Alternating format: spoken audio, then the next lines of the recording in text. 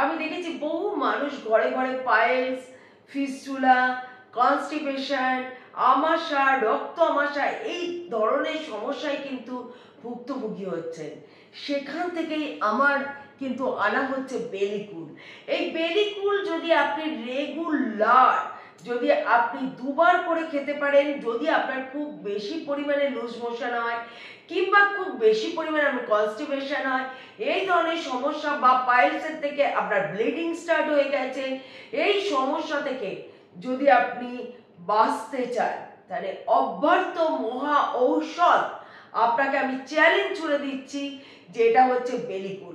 বেলিকুল যদি আপনি রেগুলার দুবার করে খান, আপনি পাইলস, ফিস্টুলা, কনস্টিপেশনের থেকে এবং রক্ত আমাশা থেকে কিন্তু আপনি বেরিয়ে আসবেন। কেন প্রচুর পরিমাণে থানকুনি পাতা কিন্তু একে আমরা কিন্তু দিয়েছি, যেটা আপনার স্কিনকে চকচকে করবে, আমাশার মতো সমস্যা থেকে আপনাকে বার করে নিয়ে গিয়ে একটা সুস্থ স্বাভাবিক কিন্তু লাইফ দেবে।